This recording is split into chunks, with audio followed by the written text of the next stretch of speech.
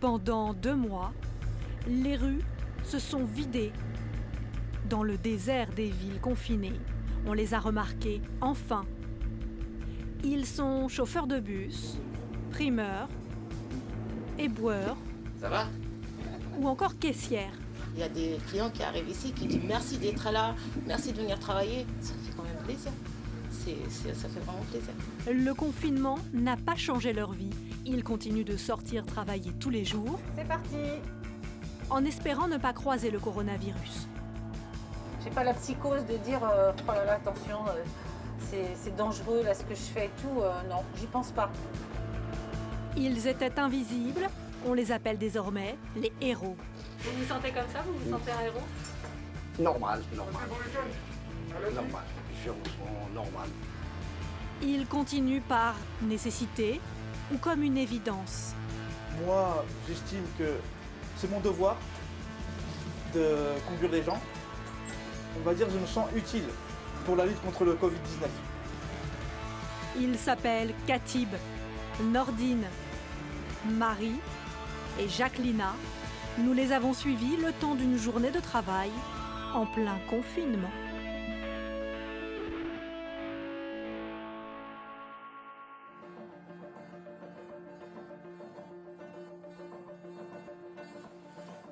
C'est bon.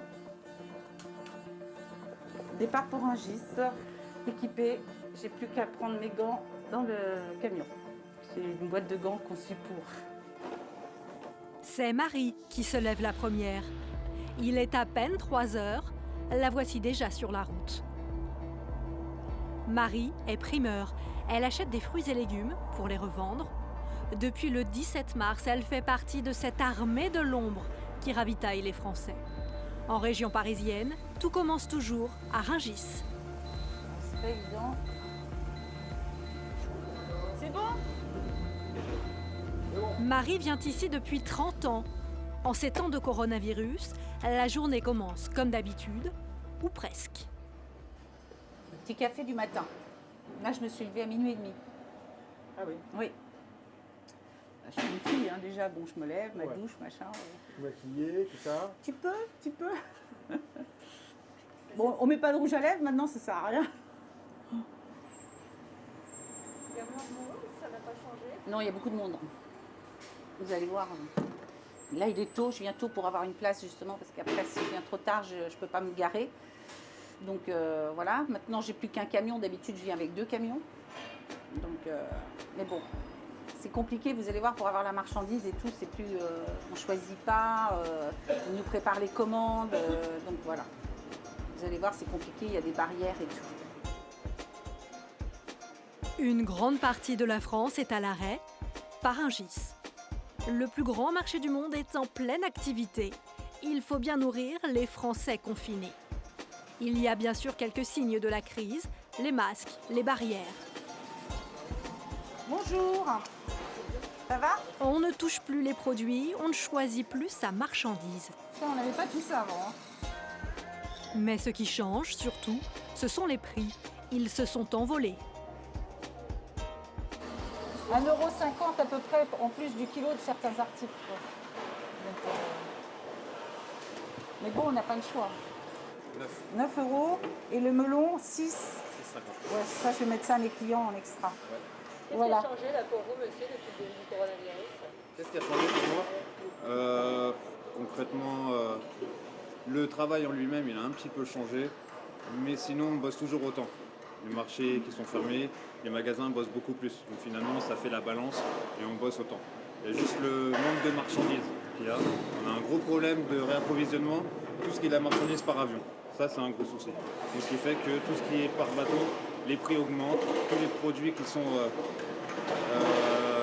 limitrophes, on va dire, Espagne, Hollande, tous ces produits-là, forcément, ils augmentent, ce qui devient rare et cher.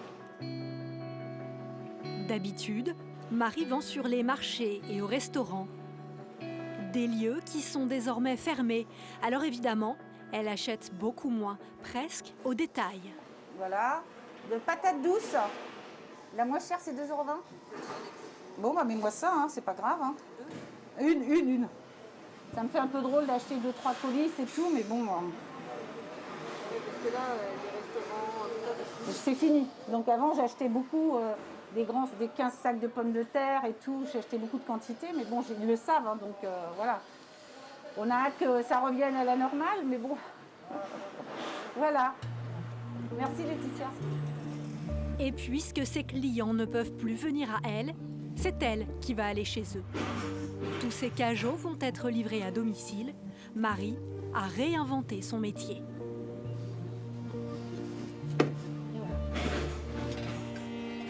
Ouais, il a fallu totalement se réadapter là. Ah, complètement. Ouais. Et encore, j'ai tout de suite fait le plan B. J'avais tout de suite dit aux gens que moi, je pourrais les livrer, quoi. Marie va assurer seule sa tournée. Elle a dû mettre ses 2 salariés au chômage partiel.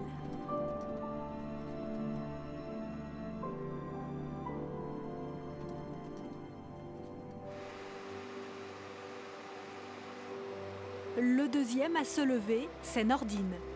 Il est 4 heures à Argenteuil, l'heure de la première tournée.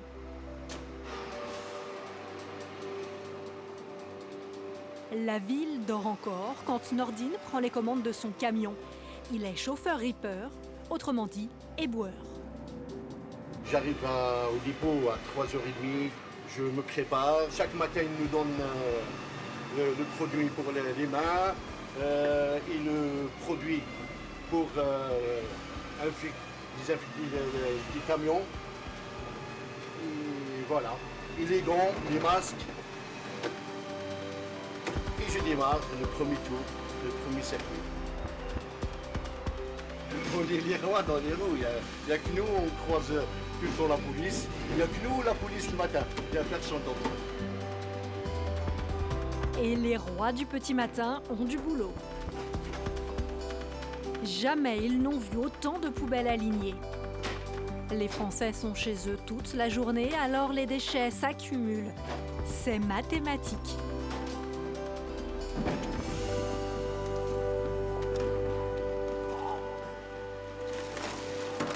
C'est énervant, mais... Tous ces sacs éventrés sont autant de menaces. Le coronavirus peut s'y trouver.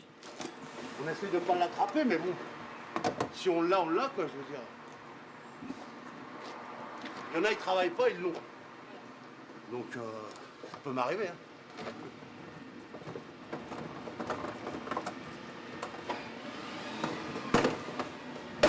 La peur du virus, vous y pensez quand vous voyez? Bien sûr, on a peur. On a peur, on prend des risques, mais on travaille. On prend des risques, on travaille. On n'a pas le choix, de toute façon. Il faut on ramasse tous par terre. Les gens, voilà, ils mettent les poubelles partout. Ils mettent même pas en sac poubelle. Voilà, même pas sac poubelle. Des fois, on trouve partout, on prend le balai, on balaye. Nordine n'a jamais voulu rester chez lui. Qui ramasserait les ordures? Alors, il se protège. Et puis, il y a tous ces petits mots qui poussent comme par magie sur les poubelles. Des remerciements, des dessins. Ils sont contents, les gens. Ils sont contents. Il y a des fois, même on passe par des maisons, tout ça. Il y a des brancards, c'est marqué merci beaucoup pour les agents qui travaillent pour nous en ce moment. Voilà, merci beaucoup. Voilà, ça fait plaisir. Et Nordine ne se fait plus klaxonner. Depuis le confinement, le regard sur son métier a changé. Mais pour combien de temps?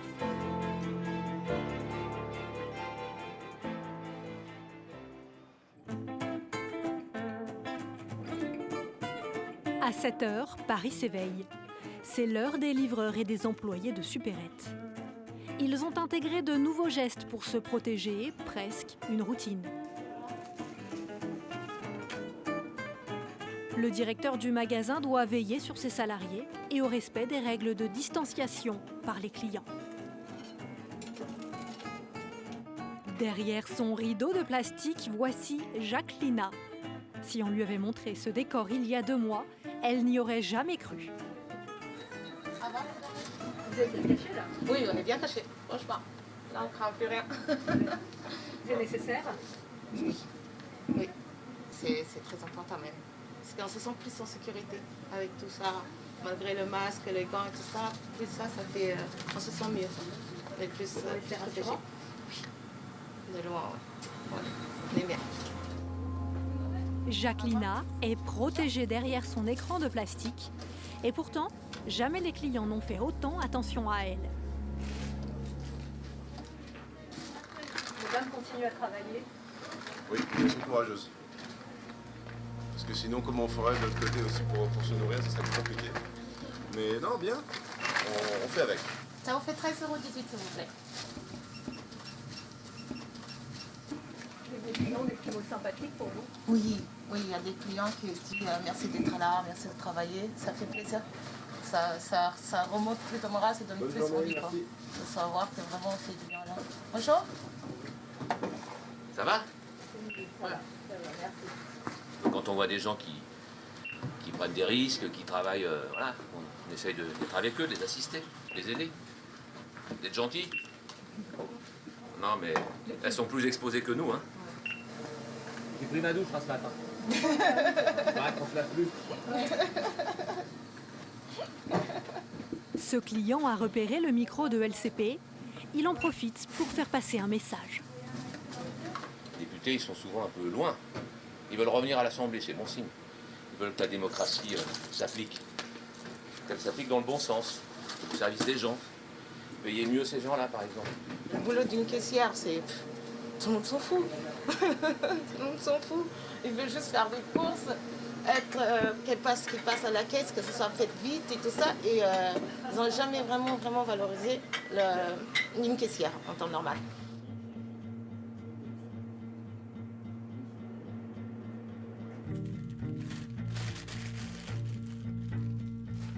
Après Rungis, Marie est rentrée chez elle.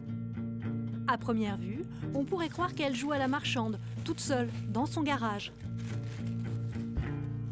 J'ai mis cette table avec la balance du marché. Mon terminal est en charge toute la nuit pour pouvoir que les gens payent avec la carte bleue. En fait, Marie prépare les commandes. Ses clients l'ont appelée la veille. Ils lui ont fait une liste précise, comme sur le marché. Elle prépare minutieusement chaque panier. Elle est aux petits soins. J'aime bien enfin, que les gens ils choisissent ce qu'ils veulent quand même.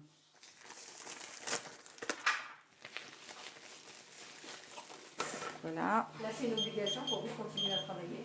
Oui. Quand je vais au travail, là, je pense à mon URSSAF, au salaire, tous les frais qu'on a. Et je me dis, bon, le banquier, il est content, quoi. Quand même, ça rentre un petit peu. Marie a tout juste de quoi payer ses charges, mais pas assez pour se verser un salaire, alors elle vit sur ses réserves. C'est parti, on y va. Là, on va dans le 14e arrondissement, rue de la Gaîté.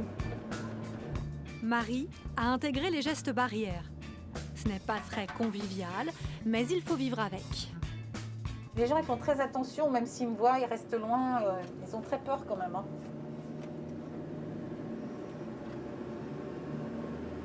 Et je laisse les courses par terre, après ils les prennent, voilà. Non, ça là-dessus. Mais c'est bien d'avoir les bons gestes, hein, je suis contente. Je me dis que de toute façon, il va falloir les garder. Hein. J'ai pas la psychose de dire oh là là, attention, c'est dangereux là ce que je fais et tout. Non, j'y pense pas. J'essaye de positiver. Marie connaît de près les dangers du coronavirus. Elle a perdu une tante de la maladie et sa fille qui travaille à l'hôpital l'a attrapée. Mais elle n'a jamais pensé à rester chez elle alors qu'elle est en rémission d'un cancer. Vu que j'ai une pathologie, j'ai eu un cancer, donc il faut faire quand même attention. Ouais, mais malgré ça, vous n'avez pas dit, Non. Pas dit j'arrive de travailler. Non. Non, parce que même quand j'étais très très malade, j'ai toujours été travailler en fin de compte. Je faisais mes chimios, j'allais faire mes achats avant et j'allais faire ma chimio après. Donc voilà quoi.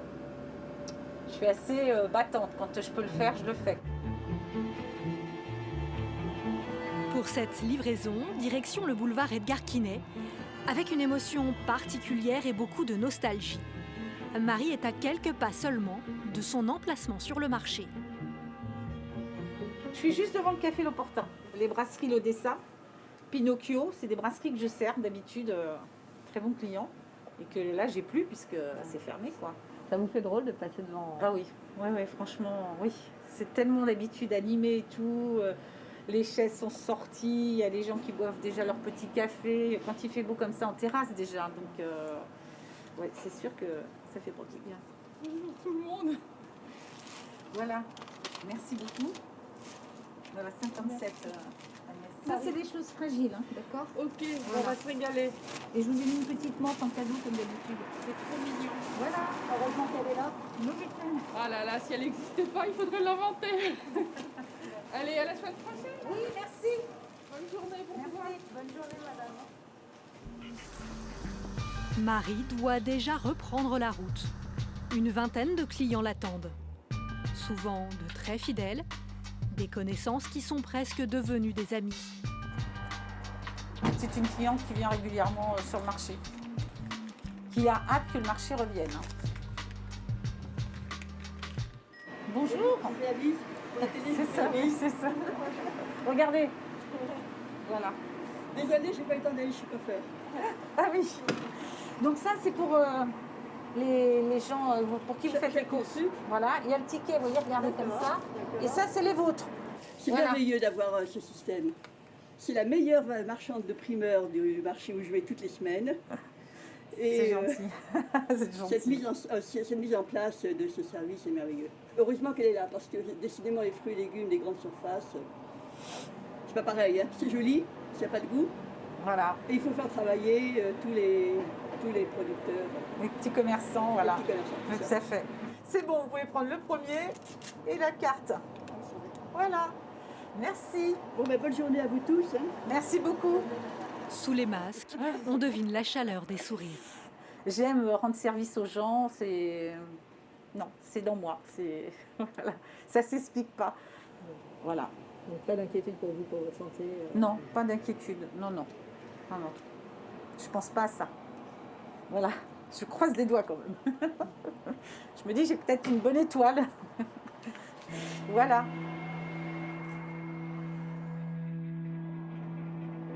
Pendant sa tournée, Marie croise tous ces bus presque vides qui sillonnent Paris et ses rues désertées.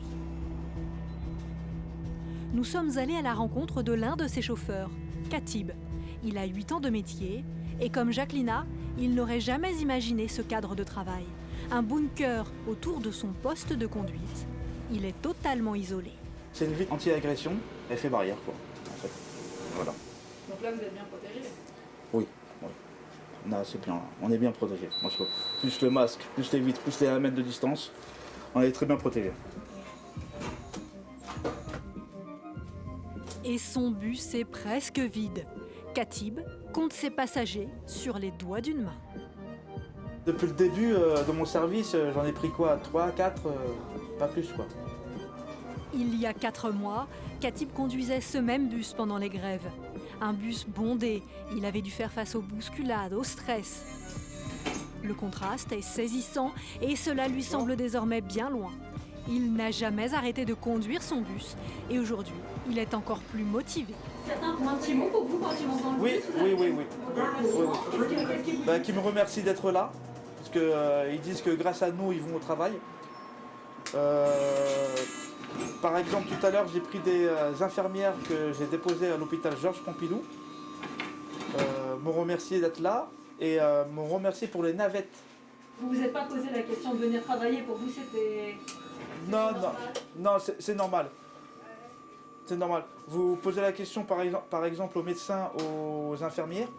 Eux, ils ne se posent pas la question. Ils risquent leur vie tous les jours. Moi, j'estime que c'est mon devoir de conduire les gens. Je suis payé pour ça et ça me fait énormément de plaisir. On va dire que je me sens utile pour la lutte contre le Covid-19. Katib transporte quelques personnes qui vont au travail et aussi des personnes fragiles. Bonjour monsieur. Bonjour. Sans lui, elle ne pourrait pas se rendre à leur rendez-vous. Aujourd'hui, j'aurais pas pu marcher pour aller chercher mes masques. Vous les remerciez, ces gens? Ah ben comment? Alors vous voulez rire? Moi le soir, à 8h, je suis seule. Et dans les tours, là, on n'a pas de balcon en arrière. Alors je suis assise, j'applaudis et j'ai les larmes qui coulent. Ça m'émeut à chaque fois, je sais pas.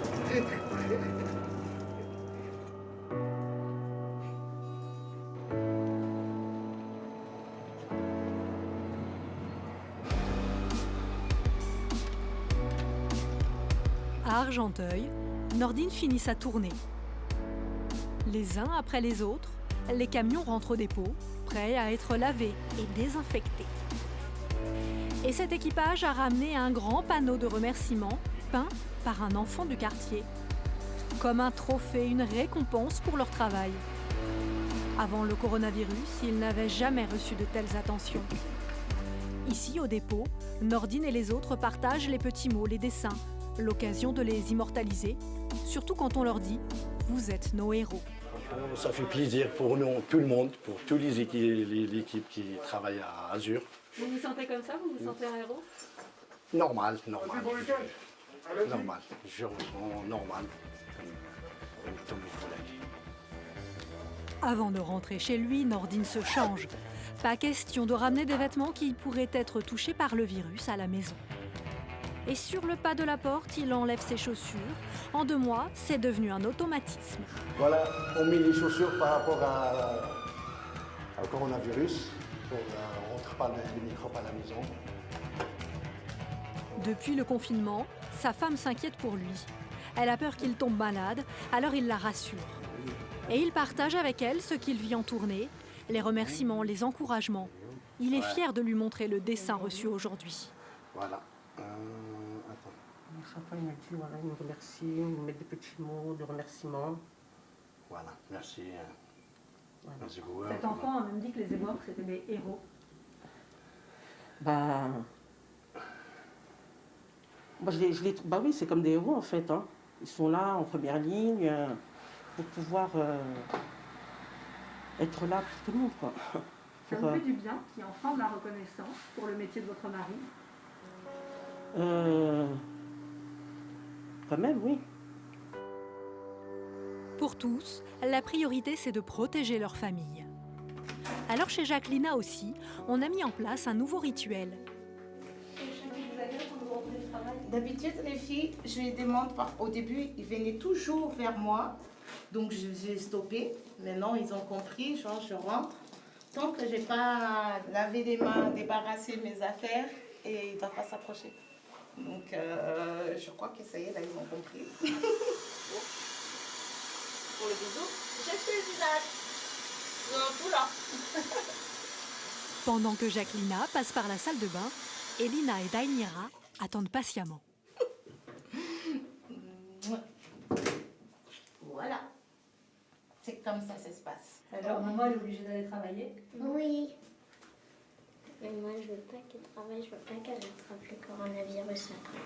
Ouais. C'est pas parce que maman travaille qu'elle va forcément attraper le coronavirus. Et tu te fasses arrêter surtout. Si je suis bien protégée, ça va? Pas faux. Voilà. Ça vous fait peur, les filles? Oui. C'est bien protégé, au niveau des caisses, c'est aussi protégé, donc ça va. Normalement, je croise mes doigts, je risque rien. Elina et Dainira restent à la maison avec leur papa. Il travaille dans la restauration, il est donc au chômage partiel. C'est lui qui suit les devoirs et les occupe. Une nouvelle complicité est née avec ses filles et ensemble ils redoublent d'attention pour Jacquelina. Comment on appelle maman à la maison? Maman. Non. Hier, avant-hier. Héroïne. Comment tu l'as dit? Héroïne. Non, parce qu'en fait, il y a eu une histoire vis-à-vis de ça, justement. C'est-à-dire qu'en fait, à 20h, tout le monde applaudit. Et je dis, ok, vous applaudissez pourquoi, en fait? Elle dit, maman, c'est un héros. Je dis, c'est une héroïne. Et là, voilà. C'est toi qui l'as dit. C'est moi qui ai dit héros, c'est elle qui a dit héroïne. C'est votre héroïne, votre maman? Oui. L'héroïne, comme l'appellent ses filles, est payée au SMIC. Elle devrait toucher la prime de 1 000 € pour les salariés exposés au coronavirus. Mais après, Jacquelina a bien entendu le président évoquer la revalorisation de ces petits métiers. Il nous faudra rappeler aussi que notre pays, aujourd'hui, tient tout entier sur des femmes et des hommes que nos économies reconnaissent et rémunèrent si mal. Jacqueline aimerait y croire.